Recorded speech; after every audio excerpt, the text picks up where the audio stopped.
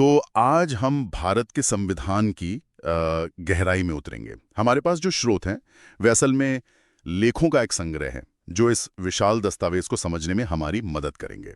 और ये बहुत जरूरी है क्योंकि इसे देखकर ही लगता है कि भाई इसे समझना कितना मुश्किल होगा। बिल्कुल, दुनिया का सबसे लंबा लिखित संविधान है ये। सही।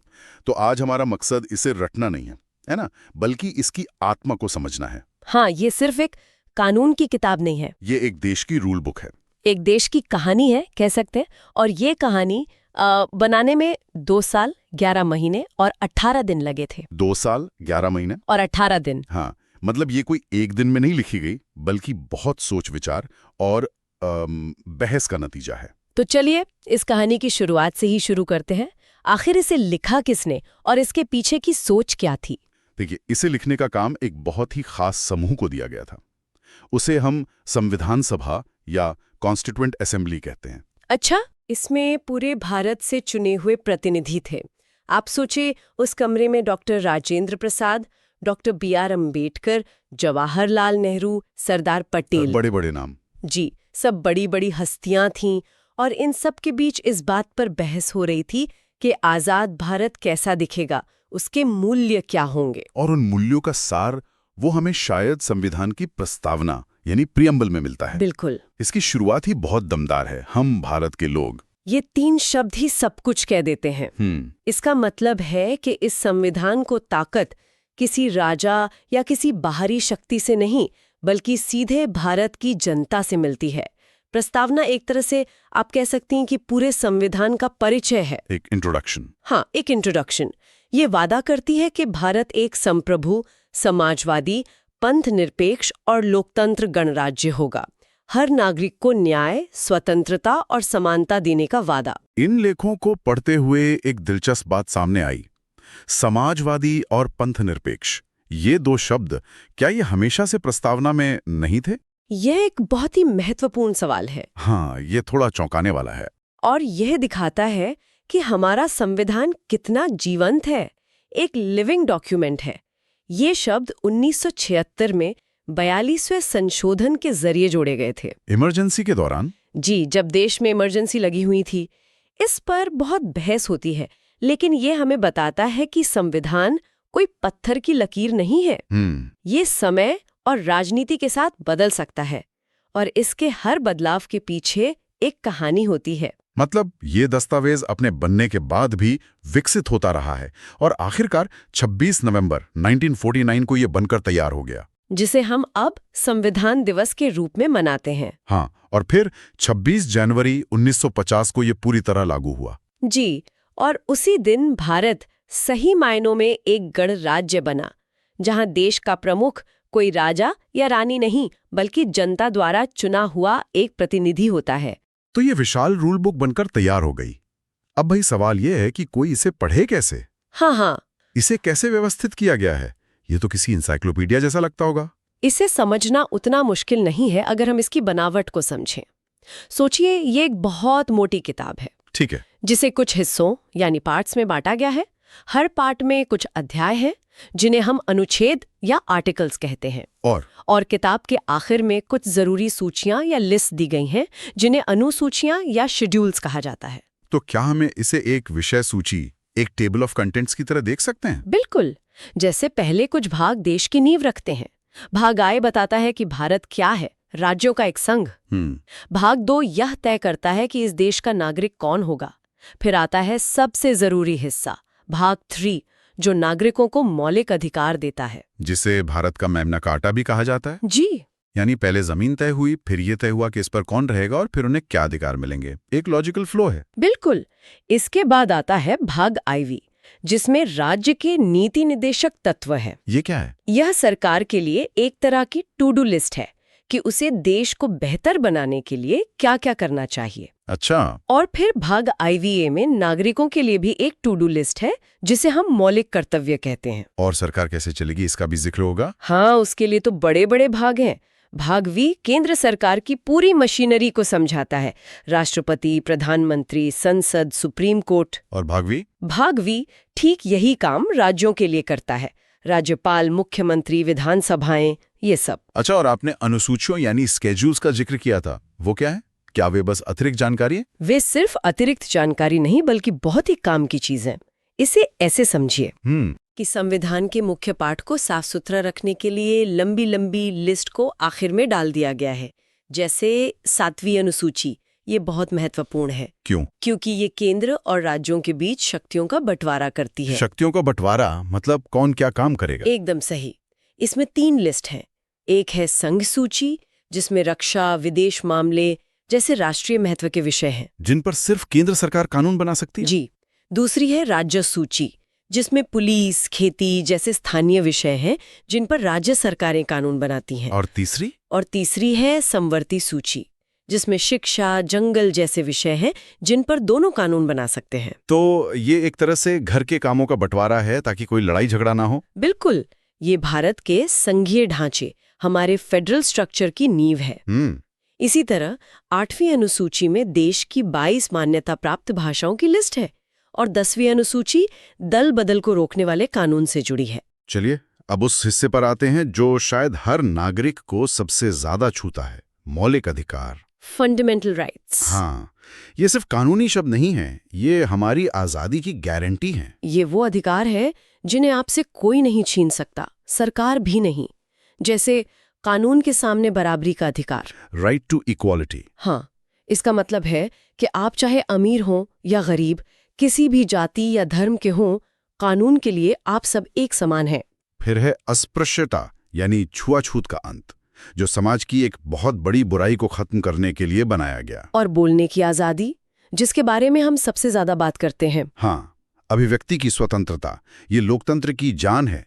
इसी के तहत हमें सरकार की आलोचना करने, अपनी राय रखने और प्रेस को लिखने की आजादी मिलती है। लेकिन एक बात जो इन स्रोतों में भी साफ की गई है वो ये कि ये अधिकार असीमित नहीं है। अच्छा, देश की सुरक्षा या सार्वजनिक व्यवस्था जैसी चीजों के लिए इन पर कुछ तर्कसंगत सीमाएं, रीजनेबल रिस्ट्रिक्शंस लगाई जा सकती है। और एक अधिकार है जिसके बारे में कहा जाता है कि वो इन सब में सबसे महत्वपूर्ण है, जीवन का अधिकार। हाँ, अनुच्छेद 21, जीवन और व्यक्तिगत स्वतंत्रता का अधिकार। सुप्रीम कोर्ट ने समय के साथ इसकी व्याख्या को बहुत बड़ा कर दिया है। मतलब? कोर्ट का कहना है कि इसका मतलब सिर्फ सांस लेना नहीं है, बल्कि सम्मान के साथ जीना है। इसी में साफ हवा पानी का अधिकार, निजता का अधिकार, राइट टू प्राइवेसी। हाँ, और यहाँ तक कि शिक्षा का अधिकार भी शामिल है, जिसे बाद में एक अलग मौलिक अधिकार भी बना दिया गया। लेकिन अगर सरकार या कोई और इन अधिकारों को छीनने की कोशिश करे तो हमारे पास क्या हथियार है? यहीं पर संविधान का सुपर हीरो आता है। अनुच्छेद 32, संवैधानिक उपचारों का अधिकार। डॉक्टर अंबेडकर ने इसे संविधान की आत्मा कहा था। खुद उन्होंने कहा था कि इसके बिना ये संविधान बेजान है। ये अधिकार आपको ताकत देता है कि अगर आपके किसी भी मौलिक अधिकार का हनन हो तो आप सीधे सुप्रीम कोर्ट या हाई कोर्ट का दरवाजा खटखटा सकते हैं। तो ये बाकी सभी अधिकारों का एक सुरक्षा कवच है। बिल्कुल। तो हमें इतने सारे अधिकार मिले हैं, लेकिन क्या संविधान हमसे भी कुछ उम्मीद करता है? क्या हमारे भी कुछ फर्ज हैं? जरूर। इन्हें मौलिक कर्तव्य, फंडामेंटल ड्यूटीज कहा जाता है और इन्हें बाद में संविधान में जोड़ा गया। अच्छा। ये एक तरह से नैतिक जिम्मेदारियां हैं, जैसे संविधान का सम्मान करना, देश के झंडे और राष्ट्रगान का आदर करना, देश की एकता को बनाए रखना, सार्वजनिक संपत्ति को नुकसान ना पहुंचाना। हाँ, और आपसी भाईचारे को बढ़ावा देना। ये कानूनी तौर पर लागू करने योग्य नहीं है, मतलब इनके लिए आपको जेल नहीं हो सकती, लेकिन ये एक अच्छे नागरिक की पहचान है। तो ये तो हुए अधिकार जो संविधान हर नागरिक को देता है, लेकिन इन अधिकारों की रक्षा कौन करेगा? देश को चलाएगा कौन? यहीं पर सरकार की भूमिका आती है। और संविधान ने बहुत बारीकी से बताया है कि सरकार का ढांचा कैसा होगा। बिल्कुल। और यहाँ संविधान की इंजीनियरिंग का कमाल दिखता है। हर पद की शक्ति और सीमाएं साफ साफ लिखी हैं। जैसे राष्ट्रपति, देश के संवैधानिक प्रमुख, जी, उनके पास किसी की सजा को माफ करने या कम करने की शक्ति होती है। जब संसद नहीं चल रही हो तो वे अध्यादेश यानी ऑर्डिनेंस भी जारी कर सकते हैं, जो एक अस्थायी कानून की तरह काम करते हैं। एब्सोल्युटली सही।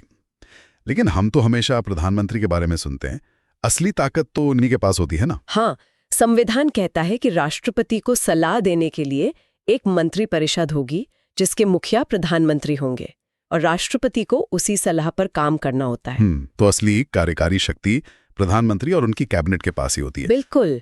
संसद का काम है कानून बनाना, इसमें भी संविधान ने प्रक्रिया को बहुत स्पष्ट किया है।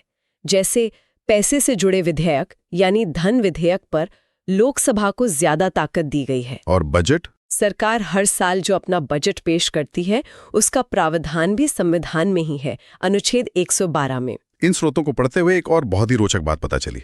ऐसा लगता है कि केंद्र और राज्यों के शासन में एक तरह का मिरर इमेज या प्रतिबिंब दिखाई देता है। हाँ, ये एक बहुत अच्छा अवलोकन है। ये जानबूझकर किया गया था क्या? ये बिल्कुल जानबूझकर किया गया था।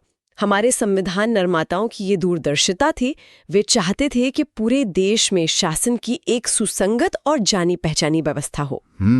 तो जैसे केंद्र में राष्ट्रपति हैं, वैसे ही राज्यों में राज्यपाल।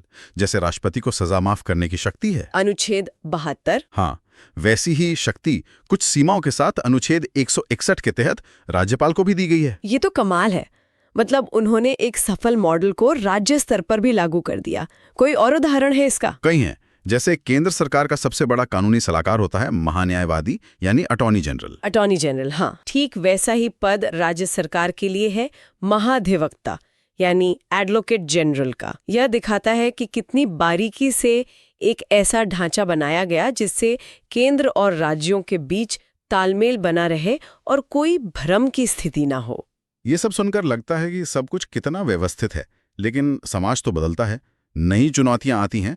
तो क्या ये रूल बुक समय के साथ पुरानी नहीं पड़ जाएगी? बिल्कुल पड़ सकती है। क्या इसे बदला जा सकता है? बिल्कुल, और यही इस दस्तावेज की सबसे बड़ी खूबसूरती है। संविधान निर्माताओं ने भविष्य को ध्यान में रखते हुए इसमें एक एडिट बटन भी दिया है। अनुच्छेद 368। जी, यह संसद को संविधान में संशोधन करने की शक्ति देता है।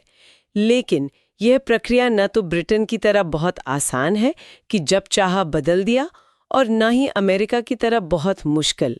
एक संतुलन बनाया गया है ताकि संविधान स्थिर भी रहे और लचीला भी। सही कहा। और बदलावों और विशेष प्रावधानों की बात करें तो अनुच्छेद 370 का जिक्र जरूर आता है। ये शायद संविधान के सबसे ज्यादा चर्चित और विवादित हिस्सों में से एक रहा है। बिल्कुल। स्रोतों के अनुसार अनुच्छेद 370 एक अस्थायी प्रावधान था। अस्थायी? हाँ, टेम्पररी प्रोविजन। इसे तब जोड़ा गया जब जम्मू और कश्मीर का भारत में विलय हुआ। उस समय की विशेष परिस्थितियों को देखते हुए इस अनुच्छेद ने जम्मू कश्मीर को अपना अलग संविधान बनाने और कुछ मामलों में स्वायत्तता दी।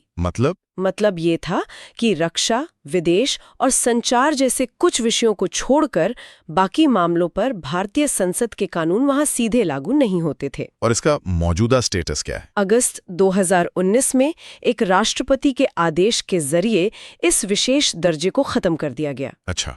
और इसके बाद एक कानून के तहत राज्य को 2 केंद्र शासित प्रदेशों में पुनर्गठित किया गया, जम्मू कश्मीर और लद्दाख। संविधान में बदलाव के अलावा क्या ऐसी कोई व्यवस्था है जब देश में कोई बहुत बड़ा संकट आ जाए? हाँ, संविधान में एक इमरजेंसी ब्रेक का भी प्रावधान है। Emergency brake?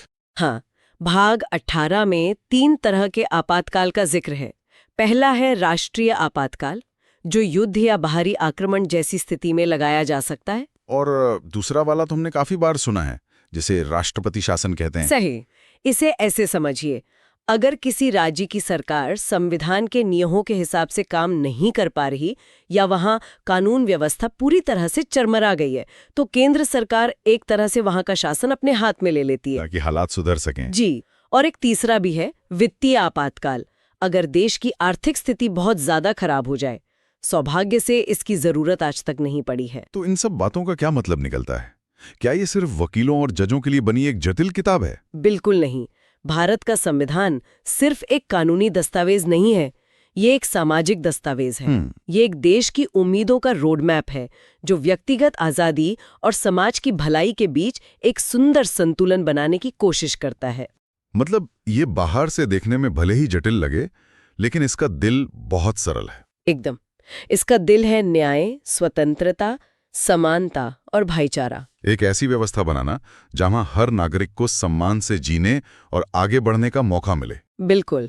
इन स्रोतों में एक अनुच्छेद का और उल्लेख है, अनुच्छेद 44, जो समान नागरिक संहिता यानी यूनिफॉर्म सिविल कोड की बात करता है। जी, डायरेक्टिव प्रिंसिपल्स में है ये। हाँ, ये नीति निर्देशक सिद्धांतों का हिस्सा है, यानी यह सरकार के लिए एक लक्ष्य है, कोई अनिवार्य निर्देश नहीं। सही। तो श्रोताओं के लिए एक विचार ये हो सकता है, एक देश जहां अलग-अलग धर्मों और समुदायों के अपने व्यक्तिगत कानूनों और रीति रिवाज हैं, उस विविधता को सभी नागरिकों के लिए एक समान नागरिक संहिता की संवैधानिक आकांक्षा के साथ कैसे संतुलित कर सकता है? ये एक बहुत ही गहरी और लगातार चलने वाली बहस है।